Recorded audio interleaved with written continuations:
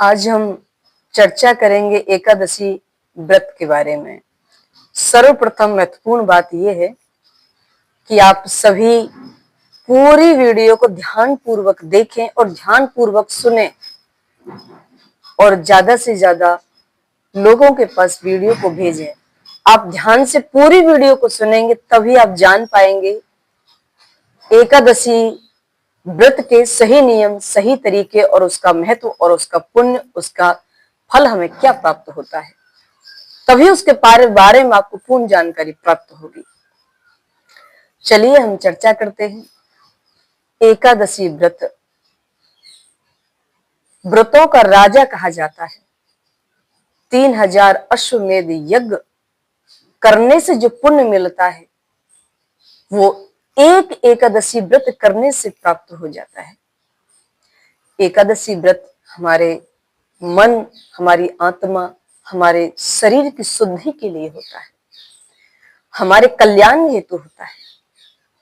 प्रत्येक जीव को जब तक उसके शरीर में सामर्थ्य है एकादशी व्रत को करना चाहिए। प्रत्येक सनातनी को उस व्रत को करना चाहिए। चलिए हम बताते हैं एकादशी व्रत करने का सही तरीका क्या है, उसके नियम क्या है और उसे करते समय लोग कहाँ गलती कर देते हैं। व्रत तो करते हैं, बड़ी निष्ठा के साथ भी करते हैं, लेकिन कुछ लोग कहते हैं कि व्रत तो हमने किया लेकिन उसका हमें कुछ पुण्य नहीं मिला या कुछ फायदा नहीं दिखाई दिया। तो ऐसा क्यों हुआ?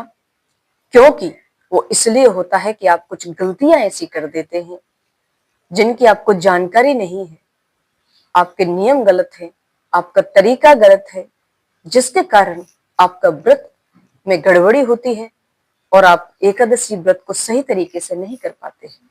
सर्वप्रथम 10वीं के दिन यानी एकादशी से एक दिन पहले ही आपको चावल का प्रयोग बिल्कुल नहीं करना है। चावल को आपको त्याग देना है और 10वीं के दिन प्रयास करें कि एक ही समय भोजन लें। सूर्य छिपने से पहले पहले आप भोजन कर लें, लेकिन रात्रि को भोजन ना करें। फिर भी किसी को परेशानी है कुछ तो दूध या फलाहार कुछ ले सकते हो सूर्यास्त के बाद। और एकादशी व्रत वाले दिन ब्रह्म मुहूर्त में ही आप जाग जाएं यानी बिस्तर का त्याग कर दें। ब्रह्म मुहूर्त 3 बजे से और 5:30 तक माना जाता है। सर्दियां जब ज्यादा होती हैं, रात्रि बड़ी होती है तो 6 बजे तक माना जाता है।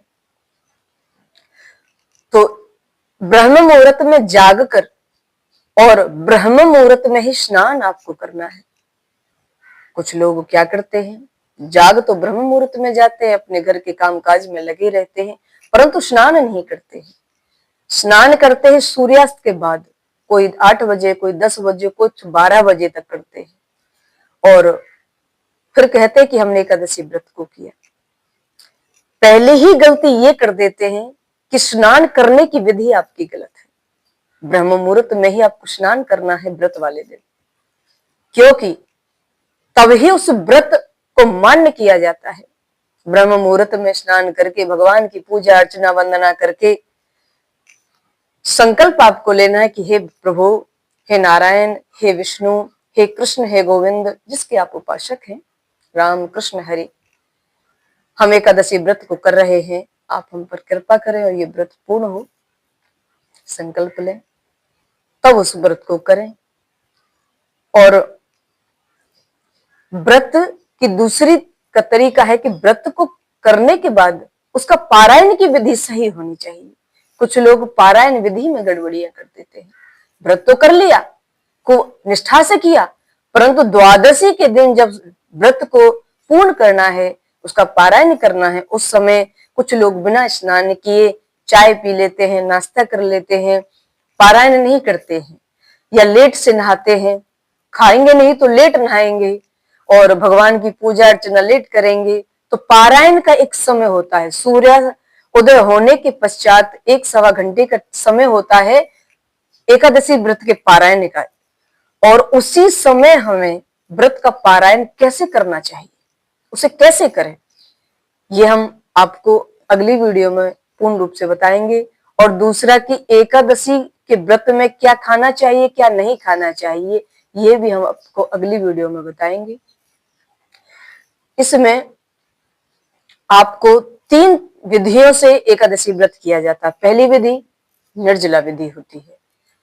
अब कुछ लोग ये सोच रहे होंगे कि निर्जल एकादशी साल में एक ही होती है, ऐसा नहीं है। वो तो एक एकादशी को मुख्य एक आध्यात्मिक कथा है, एक पौराणिक कथा के अनुसार उसको महाभारत काल के समय से उसको नाम दिया गया, भीमसेनी एकादशी उसे कहा जाता है। परंतु प्रत्येक एकादशी को जो व्यक्ति निर्जल कर ले वो व्यक्ति वैकुंठ का अधिकारी होता है। और दूसरा, इस जगत में कोई ऐसी अभीष्ट वस्तु नहीं जिसे वो प्राप्त नहीं कर सकता जो निर्जल व्रत करता हो, लेकिन तरीका सही हो, नियम सही हो, निष्ठा सही हो, तभी उसका पुण्य मिलता है। और दूसरी विधि होती है जल ग्रहण करके व्रत को करना, यानी एक निर्जल बिना जल के एक जल ग्रहण करके।